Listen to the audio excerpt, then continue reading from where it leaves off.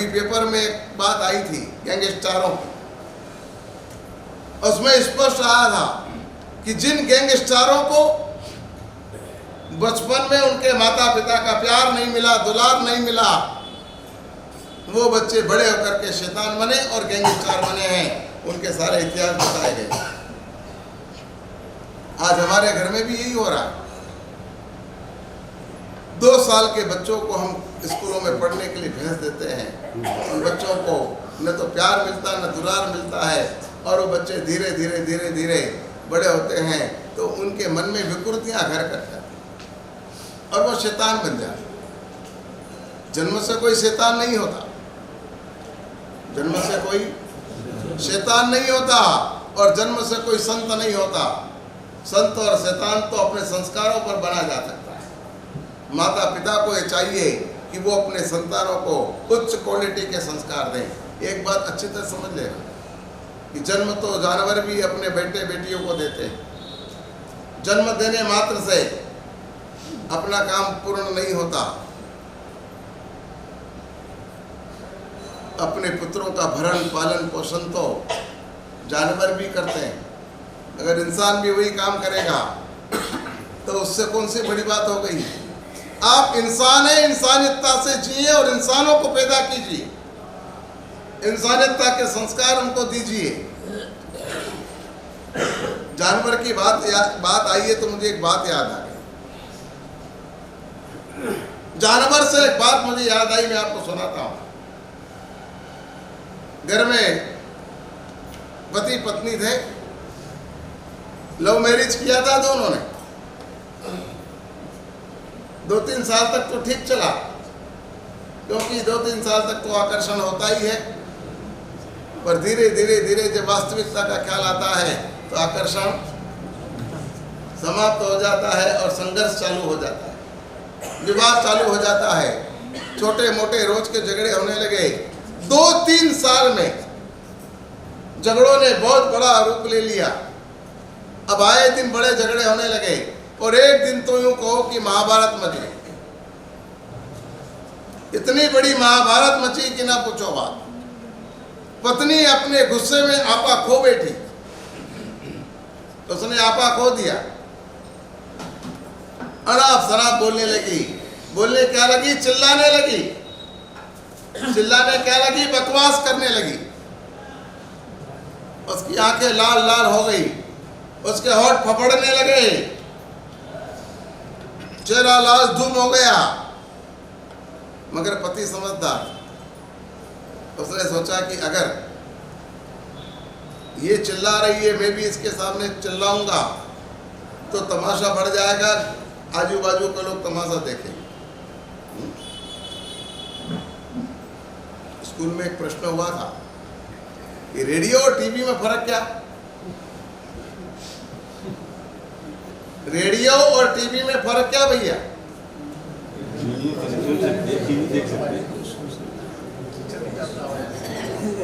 Radio और TV में फर्क क्या?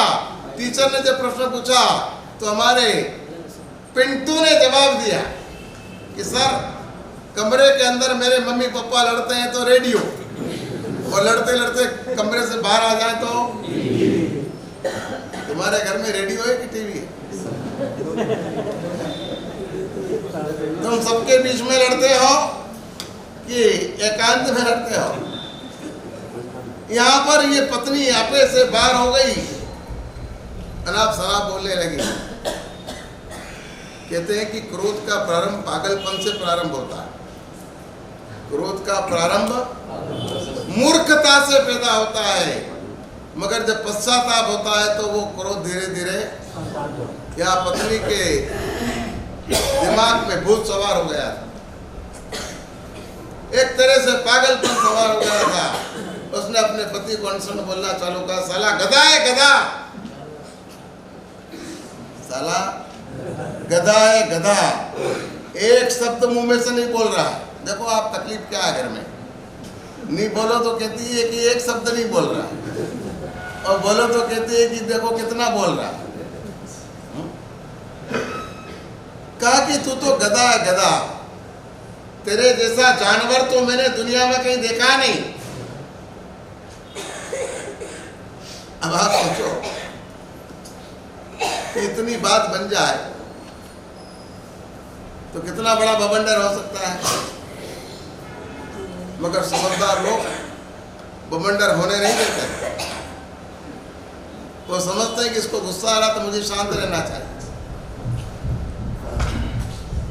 पति कुछ नहीं बोला, वो उठ करके अपने कमरे में चला गया और पत्नी भी अकेली थी, कब तक बोलती, वो भी धीरे धीरे अपने कमरे में चली गई। मगर जब थोड़ी देर हुई, गुस्सा शांत हुआ और उसको पश्चाताप होने लगा कि मैंने अपने पति को ये क्या कह डाला, मैंने अपने पति को जानवर बोला, अरे ये तो अच्छी बात नहीं है। तो धीरे से अपने कमरे से उठ करके बाहर निकली, पति के कमरे में पहुंची तो पति वहां पर बैठा हुआ था। पत्नी ने कहा कि सॉरी, मैंने बहुत बड़ी गलती की, मैंने आपको जानवर कहा। तो पति ने कहा इसमें तूने बुरा कहा, गलत क्या कहा, जो मैं था वो तूने मुझे कहा। बोले नहीं नहीं, आप मुझे शर्मिंदा ना करो कि नहीं, जब से शादी की तब से मैं जानवर ही बन गया। क्या बन गया? उसने कहा कि कैसे? बोले मेरे 2 प्रश्न का जवाब दे, तू मेरी जान है कि नहीं? बोले हूँ। और मैं तेरा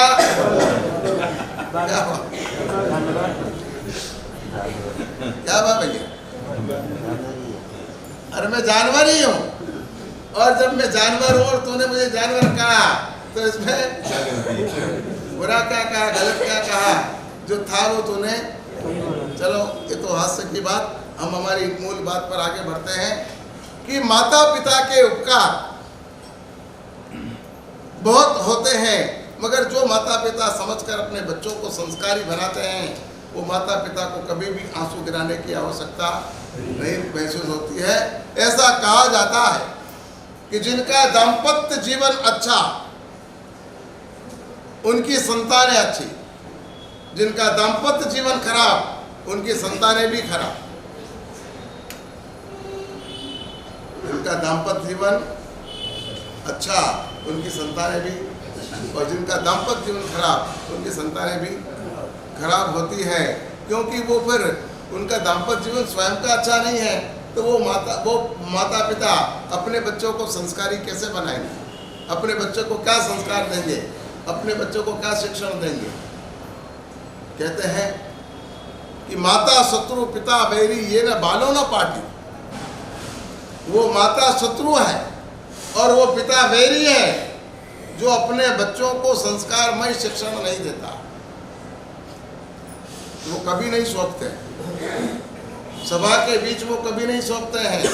जैसे हंस की सभा है और एक बगले को लाके बिठा दो तो बगला कभी शोभास्पद नहीं बनेगा। ऐसे जो बच्चे माता पिता के द्वारा संस्कारित नहीं बनाए जा सकते, वो सभा के अंदर कभी भी शोभा के काबिल नहीं हो सकते हैं।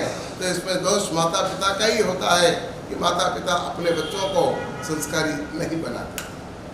तो मैं कह रहा था जिनका दाम्पत्य जीवन अच्छा, उनकी संतानें अच्छी। और एक बार ये मैंने वक्तव्य दिया, तब यहाँ पर एक व्यक्ति ने मुझसे प्रश्न कहा कि महाराज साहब एक बात बताओ कि धृतराष्ट्र और गांधारी का दाम्पत्य जीवन कैसा था? मैंने कहा बहुत अच्छा। तो बोले फिर उसकी औलाद दुर्योधन क्यों पकी? गांधारी तो महासती थी, पति आंखों से देखते नहीं थे, आंखों से अंधे थे, इसलिए गांधारी ने भी अपनी आंखों पर पट्टी बांध करके आदर्श प्रस्तुत कर दिया। तो उनकी संतान दुर्योधन जैसी नालायक और शैतान क्यों पैदा हुई? प्रश्न बड़ा सटीक विचार करने को मजबूर करता है।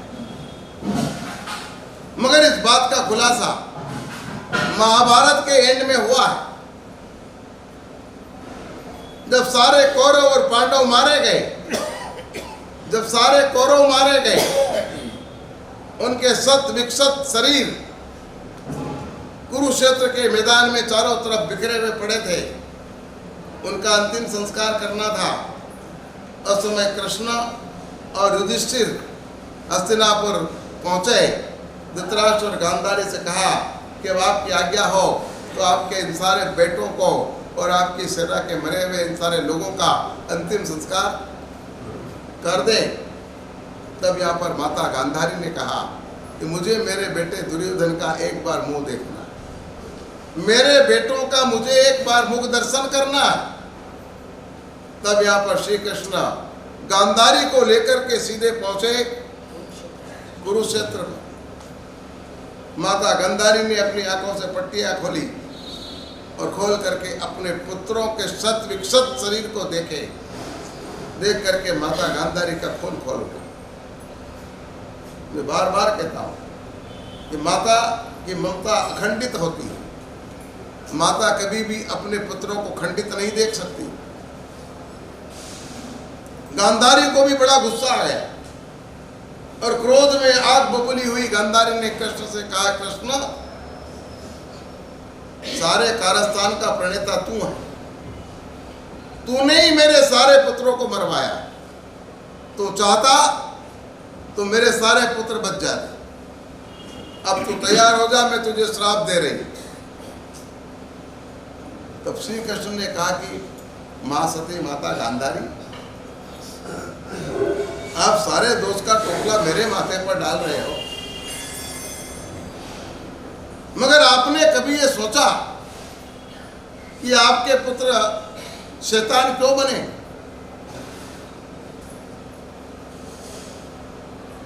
मैंने इसमें क्या किया? मैंने तो आपके बेटों को सलाह दी थी कि पांडवों को केवल 5 राज्य दे दे, मैं उनको समझा दूंगा और 5 राज्य में उनका समाधान मैं करवा दूंगा। युद्ध नहीं होगा, भाई भाई के बीच बैर की आग नहीं सुलगेगी, नहीं जलेगी। मगर तुम्हारे बेटों ने मेरी बात का स्वीकार नहीं किया। इस बात को क्या तुम नहीं जानती? बाबा वेश में आए हुए श्री कृष्ण ने कहा कि माँ गांधारी, तुम मेरी गलती निकाल रहे हो, लेकिन मैं कह रहा हूं कि गलतियां सब आपकी है। आपकी गलती के वजह से कुरुक्षेत्र के मैदान में युद्ध हुआ। बोले मेरी गलती? मैंने क्या किया? मैं तो आंखों पर पट्टी बांध करके बैठी रही। बोले यही तो आपकी गलती थी कि आपने अपनी आंखों पर पट्टियां बांध ली थी। आपने कभी अपने पुत्रों की शैतानियत नहीं देखी। आपके पुत्र कितने शैतान बन गए थे वो आपने कभी नहीं देखा, इसलिए आप दोष मुझे दे रहे। अगर आपकी आंखें खुली होती तो आपके बेटे कभी शैतान नहीं बनते, आप उन्हें संस्कारित बना सकते थे। इसलिए सारी गलती आपकी है। और इस बात को सुनकर गांधारी अपने स्थान पर चली गई। पुण्यवंतों, माँ की 2 आंखें, एक ज्ञान की, एक संस्कार। अगर ये दोनों आंखें खुली होगी तो माँ अपने बेटे बेटियों को ज्ञान भी देगी और संस्कार भी देगी। लेकिन जिन माताओं ने आंखें मूंद ली है, जिन माताओं ने आंखें बंद कर ली है, उनके बेटे बेटी को ज्ञान और संस्कार कौन देगा? और फिर वो अगर शैतान बनेंगे तो उसमें गलती किसकी होगी? मैं फिर कह रहा हूं, गलती आप लोगों की है। गलती आप लोगों की है। एग्जाम्पल से मैं आपको समझाना चाहता हूं। आपके 1-1, 1.5, 2-2 साल के बच्चे, कितने बड़े, जो पैदल नहीं चलते हैं, जो पैदल नहीं चलते, इनको माता पिता उठा करके लेके आते हैं, उनको आप जूते कैसे पहराते हो? जब उनको नीचे उतारते हैं तो चूं चूं चूं चूं जूते पहराते हो। अब फिर उपास्य में उनको लेके आते हो, मंदिर में लेके आते हो और उनसे कहते हो कि जूते उतार दो, तो वो जूते नहीं उतारते। अब मुझे बताओ गलती किसकी? वो जूते लाके किसने दी? ऐसे जूते लाकर उनको किसने दिए? तो गलती किसकी हुई? दूसरा एक उदाहरण देता हूं। 3-4 साल की बालिका बच्ची है।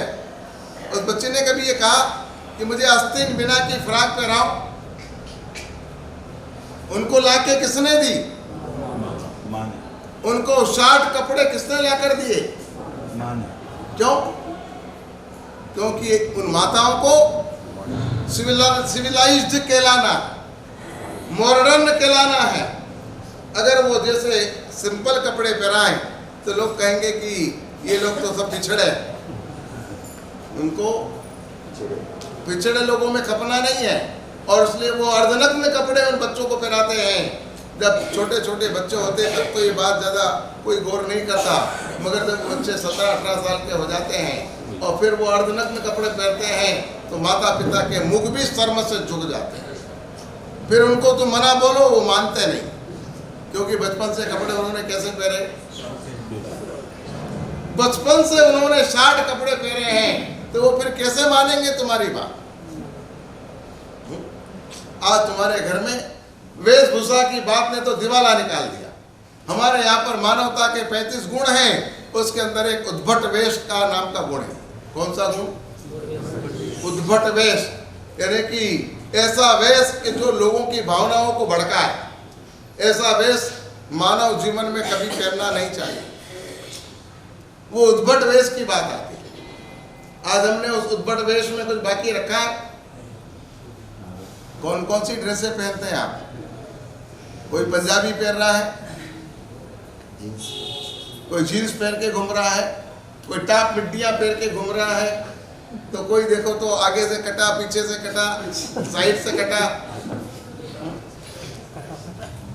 ये सब कपड़े पहन रहे हैं। ये अलग अलग अनेक प्रकार की डिजाइनें आ रही है। सारी ड्रेसें मैं समझता हूँ जितनी फैशन थी वो सारी ड्रेसें आ गई। अब एक ड्रेस पहनना बाकी रही, बताओ, वागरियों की, इनकी। हाँ, क्योंकि बंजारों की ड्रेस भी, बंजारों की भी ड्रेस आ गई, तो बची कौन सी? अब वागरियों की ड्रेस बची है, और वो अगर पहनना हो तो बाकी रही है। बाकी सारी ड्रेसें निपट चुकी है। पुण्यवंतों, बचपन में बच्चों को संस्कारी न बनाना माता पिता की बहुत बड़ी गलती है, और उस गलती का खामियाजा आज भुगतना पड़ रहा है। आज जब बच्चे बच्ची माता पिता की बात नहीं मानते हैं तो हम रोने बैठते हैं, सर कूटते हैं। अरे भैया, तुमने बबूल बोए हैं तो आम कहाँ से मिलेंगे? मावड़ियों वाली ने आमा केरी सूरज चाके। गुजराती कवियों ने कहा कि बम्बुल बो करके आम रस चखने की मूर्खता हम कर रहे हैं। हमने जो दिया है वही हमें लेना, हमने जो बोया है उससे ही हमें काटना है, इसके अलावा हमें कुछ मिलने वाला। आज पुण्यवंतों, तुम्हारे घर में लड़का बड़ा हो रहा है कि लड़की बड़ी हो रही, यही हमको समझ में नहीं आ रहा है। कौन बड़ा हो रहा है आपके घर में, लड़की की लड़का? बोलो, कौन बड़ा हो रहा है? और लड़कियां लड़कों के कपड़े पहन के घूमती, लड़कों से ज्यादा फैशन करती है। तुम्हारे घर में लड़की बड़ी हो रही है कि लड़का बड़ा हो रहा है? और से तुमको अभी एक लड़की को देखने के लिए एक सज्जन आए थे।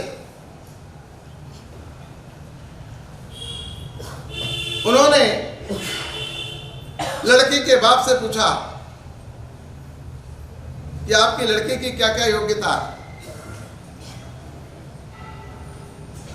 लड़की के बाप ने कहा कि मेरी बेटी कंप्यूटर चलाना जानती है, मेरी बेटी अच्छे से कार ड्राइविंग कर लेती है, मेरी बेटी ऑफिस मेंटेन करती है, मेरी बेटी बाहर के सारे काम अच्छे से कर सकती है। श्रीमान जी, आपके लड़के की योग्यता क्या है? तब यहाँ पर लड़के के बाप ने कहा कि मेरे बेटे को घर में पोता लगाना आता है, खाना पकाना आता है, बच्चों को संभालना आता है। लड़के वाला तो मुंह देखने लगा। लड़के वाले ने कहा कि अबे यहाँ से खड़ा हो, उठ, किसी उल्लू के पट्टे को ले आना तेरी लड़की के लिए। तेरी लड़की ये सब करेगी तो मेरे लड़के को तो यही काम करना पड़ेगा ना। तो तुम्हारे घर में बड़ा कौन हो रहा है? लड़की हो रही कि लड़का हो रहा है? आज तुम्हारी लड़की को खाना बनाना नहीं आता। 2 रोटी वो बनाकर 2 वक्त की रोटी तुमको नहीं खिला सकती, और दुनिया भर के उसको काम आते हैं। बच्चों की परवरिश करना नहीं आता, जो उनकी नैतिक फर्ज है। रोटी बनाना नहीं आती जो उनकी नैतिक फर्ज है, अपने पति के जीवन को सजाना और संवारना उसको नहीं आता जो उसकी फर्ज है। बाह्य दुनिया में भटकने से और बाह्य दुनिया के कामों को करने से अपने घर के बच्चे संस्कारहीन बनते जा रहे हैं। उसकी चिंता किसको है? कौन माता पिता है जो अपने बच्चे की आत्मा की चिंता करता है? बताओ।